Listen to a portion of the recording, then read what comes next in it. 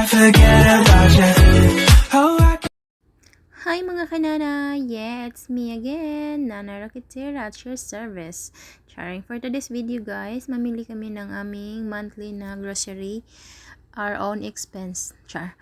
Pera po namin yung pinapamili namin dyan. Sama-sama namin yung pinakagwapo naming pusa. Char, lagi talaga yan siyang sumasama sa amin.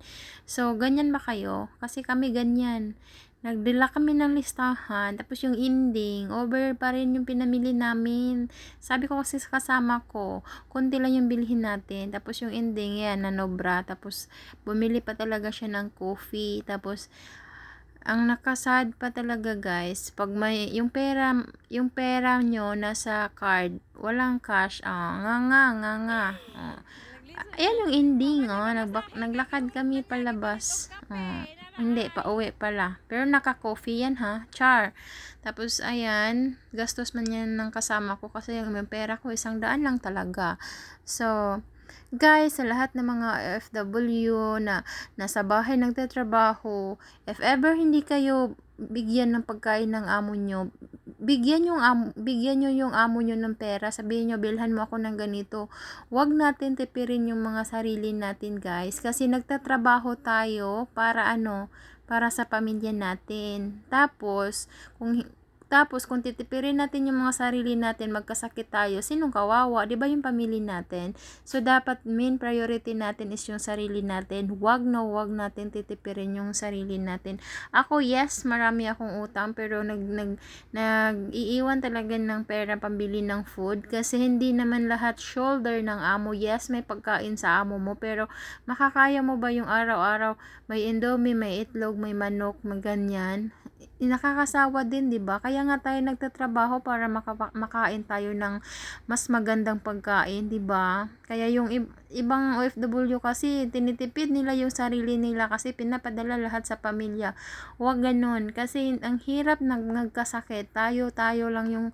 Tayo lang yung gagamot sa sarili natin. Walang pamilya na mag-aalaga sa'yo kung magkasakit ka. Dapat lagi nyo yung tandaan Uy, na kung paliti na daw na imong gibit-bit sa pikas kay Pandrang ako bugat kayo. magkasakit tayo, walang pamilyang mag-asikaso sa atin. Kaya kami, ng kasama ko, lagi talaga kami nagbabudget ng pagkain.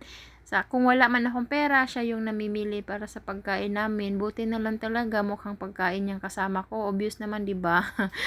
Obvious naman sa katawan, 'di ba? Na hindi yan kumakain ng isang ulam lang, kailangan dalawa. Dapat kung itlog, dapat may pritong talong ganyan. Sobrang sipag yan magluto, guys. Alam nyo lang, pagising ko, may niluto na yan sa labas. Lalo na kung may bulad. Diyos ko, yung may tuyo ba? Kaya yung mag-aaway kami niyan, naku, pusa at aso kami, pero yung maaasahan lang namin talaga yung isa't isa namin. Hindi naman talaga maiwasan na mag-aaway pag may kasama ka sa bahay pero dapat hindi yung yung may kanya-kanya kayo na wag ka nang magluto, maganyan. Dapat magkaisa kayo kasi parehas lang naman kayo Pilipina, 'di ba? Kailangan, basta one tip ko talaga sa mga Pilipina na kuripot yung amo, gumastos kayo ng sarili nyong pera. Huwag nyo iasa lahat sa amo nyo, guys. Kasi, naku, wala yung pakialam yung amo nyo kahit magbutot balat pa kayo, wala yung pakialam. Kaya yan, isa yan sa pinaka-tip talaga, maggastos kayo. Gastusin yung pera nyo. Aanhin nyo yung pera nyo kung nagkasakit kayo, 'di ba? Hindi ko alam yung mga natin. Kung magkasakit tayo, andyan yung pera, mahahanap natin pang pa-hospital, pambili ng gamot, pero pagdating sa pagkain, walang pera, kasi ganyan, tinitipid. Ay, wrong mindset yan, wrong mindset. Mali po talaga yan. Basta yun na yan. Tapos, kung gusto nyo naman mag-abroad, yung mga hindi pa nakapag-abroad, guys, hindi masarap yung buhay na sa abroad, pero depende yan sa sitwasyon. For me, sa amin okay lang kasi nasa mabait kaming amo. Medyo maluwag kami sa ganyan, 'di ba? Para kaming pusang kalye, guys. Kung pinabayaan kami ng amo namin, wala silang pakialam kung saang lupalop na kami ng damang mapupunta.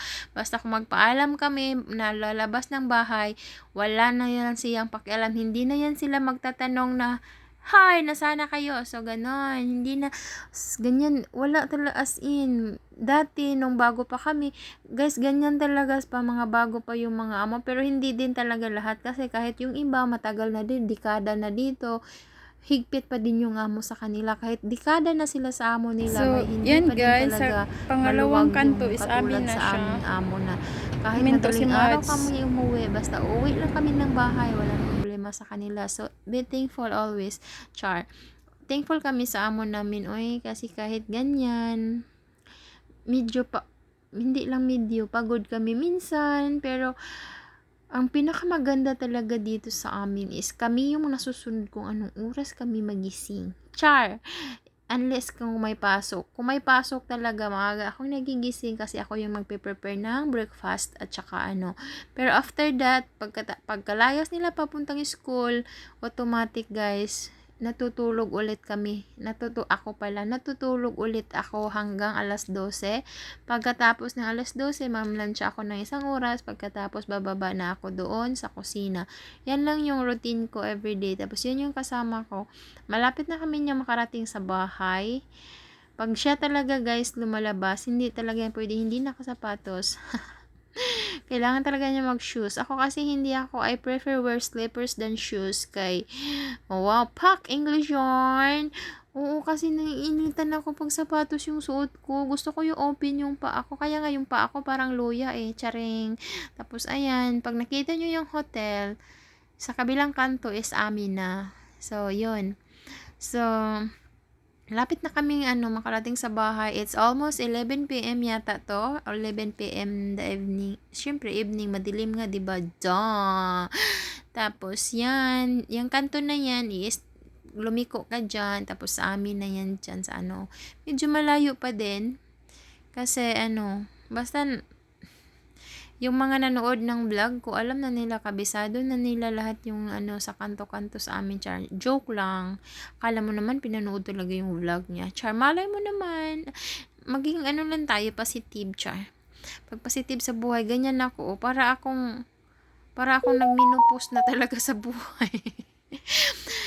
Guys, yung pinamili namin, kung sa piso, it's 5,000 pesos. Tingnan natin kung ano yung laman ng mga pinamili namin. Well, we'll see kung worth it ba talaga yung pinamili namin. Kasi, it's 5,000 pesos sa Pilipinas yan lahat. So, yung nabili namin, ayan, may pansit kami, may spaghetti kami, may dalawang bread, may paa ng manok, may sardinas, may sausage, may hotdog, may munggo, may tocino pa kami, tapos may kamuting kahoy, may ampalaya, may isda pa kami guys, dalawang klaseng isda. Bumili kami ng apple kasi naubusan kami ng apple sa bahay, at saka yung banana, kami lang talaga kumakain ng banana, kaya pag mamili si tatay sa palengke, yung banana kami lang talaga kumakain. Tapos yung hotdog guys, presyong gold. Sobrang mahal ng hotdog na Tender Juicy yung ganyan na hotdog dito. Tapos bumili kami ng biscuits. Tapos ano pa ba yung pinamili namin? Yun lang talaga siya, 5,000 na yan siya. O diba? Kasi yung spaghetti guys, sobrang mahal. Ay, yung sauce, ang mahal niyan. Tapos yung sardinas, alam nyo ba kung magkano? Sa Pilipinas, yung sardinas, I think 30. Dito naman is magta-times 3 yung price ng sardinas sa Pilipinas at saka dito. Diba? Pak, ganun. Tapos, bumili kami ng kape na malaki. O, diba? Yung iba nagrereklamo kasi hindi daw sila binigyan ng ganyan ng amo nila. Magugutuman ka talaga kung masyado kang kuripot sa sarili mo. Promise. Yan talaga yung dati pa kami bumibili kami, kaya kung swerte kami sa amo namin, swerte din yung amo namin sa amin kasi kami na yung kusang bumibili ng pagkain namin. Kasi yung moto nga ng kasama ko, kain, Char. Ang importante sa talaga sa kanya, wala sa kanya yung pera, basta busog siya. Ganon siya. Tapos yan lang yung nabili namin guys, worth 5,000 pesos. So, bye-bye. Yan lang. Thank you for watching. Bye!